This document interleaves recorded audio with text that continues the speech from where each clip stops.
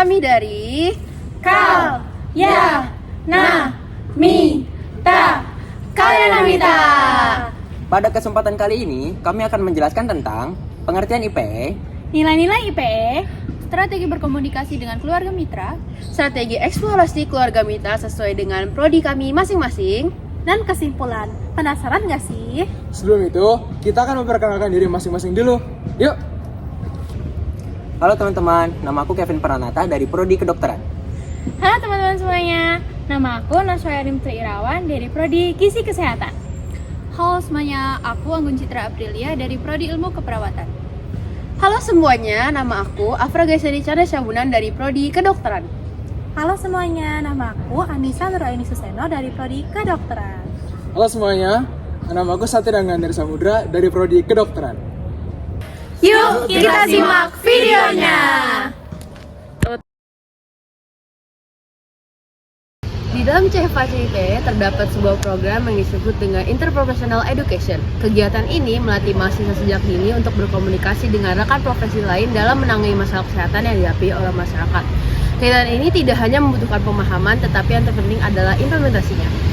Dengan program IP yang terstruktur, tujuan fasilitasi atas kompetensi kerja tim efektif, peningkatan komunikasi dan pemahaman antar profesi, serta promosi pelayanan kesehatan yang berkelanjutan diharapkan dapat tercapai. Dalam program CFA-CIP terdapat 4 nilai. Nilai yang pertama adalah Interprofessional Communication atau komunikasi interprofesional. Interprofessional Communication ini dapat dilakukan dengan dua hal. Yang pertama adalah memilih teknik komunikasi yang efektif untuk memfasilitasi diskusi dan interaksi. Yang kedua adalah mendengarkan secara efektif dan mendorong gagasan dan pendapat anggota tim lainnya. Nah, yang kedua adalah teams dan kerja sama tim atau teams and teamwork, yaitu melakukan proses pengembangan tim dan peran serta praktik tim yang efektif. Dan selanjutnya adalah menerapkan praktik kepemimpinan yang mendukung praktik kolaborasi dan efektivitas tim. Nilai yang ketiga adalah Role and Responsibility. Berkomunikasi dengan anggota tim dapat membantu memperjelas peran dan juga tanggung jawab, sehingga kerjasama dalam tim dapat menjadi lebih efisien. Selain itu, mengkomunikasikan peran ini kepada klien, keluarga, dan juga profesional lain dapat memastikan semua pihak memahami tanggung jawabnya masing-masing, yang kemudian untuk mendukung koordinasi dan juga kualitas perawatan. Yang keempat adalah nilai dan etika atau values and ethics.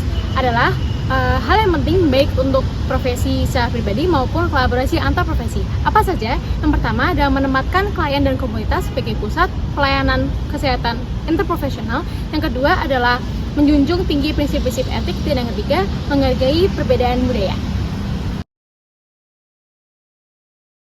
Lalu, bagaimana caranya untuk membangun komunikasi yang baik dengan keluarga mitra? Kalyanamita punya solusinya. Pertama, kami akan membangun komunikasi yang baik dan sopan dengan menggunakan bahasa-bahasa yang mudah dipahami oleh keluarga mitra dengan Kalyanamita sendiri.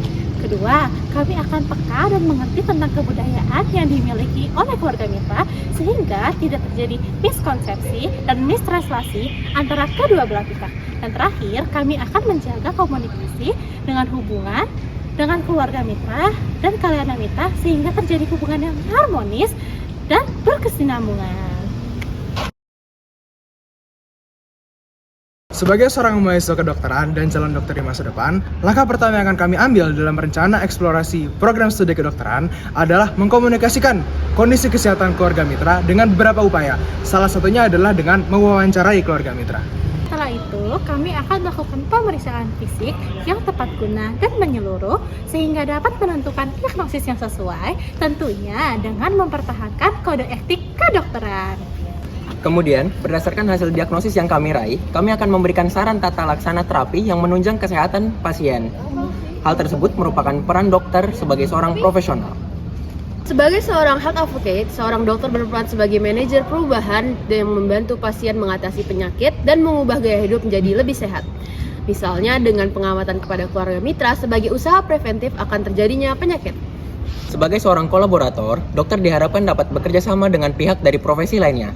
Misalnya, pada program CFA-CIP ini, kita bekerja sama dengan 3 prodi lainnya. Apa saja sih prodi lainnya itu? Prodi tersebut meliputi kedokteran, gizi kesehatan, dan keperawatan.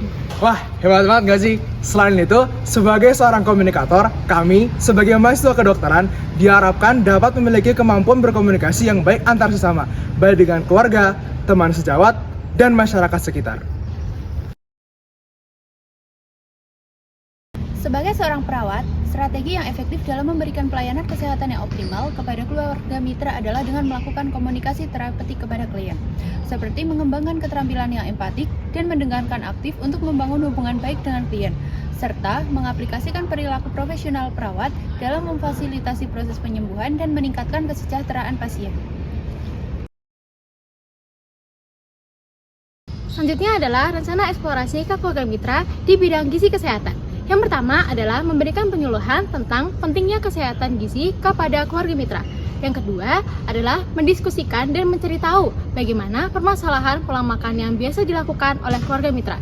Dan yang ketiga adalah melakukan pengendalian pada pola makan yang sehat pada kebiasaan keluarga mitra dan bekerja sama dengan profesi lainnya agar komunikasi dan pendekatan ke keluarga mitra berjalan dengan lancar. Dari hal yang telah kami sampaikan, peran dan tanggung jawab ketiga profesi yaitu peran dokter, perawat, dan ahli gizi merupakan hal yang saling berkesinambungan. Kerjasama antar prodi tentu menjadi tujuan utama yang perlu kita capai. Tugas masing-masing prodi berperan penting dalam komunikasi serta kegiatan yang akan dilakukan bersama keluarga mitra. Tugas dari seorang dokter yaitu melakukan pemeriksaan fisik dan menentukan diagnosis bagi keluarga mitra. Lalu, tugas dari seorang perawat memberikan pelayanan kesehatan yang optimal dengan melakukan komunikasi terapeutik kepada pasien. Selanjutnya, tugas dari seorang ahli gizi memberikan penyuluhan serta pendiskusian mengenai pola makan dan gizi yang baik bagi keluarga mitra. Oleh karena itu, kami berharap kelompok kami dapat memberikan kontribusi, kerjasama yang baik, dan menjalin hubungan yang harmonis dengan keluarga mitra.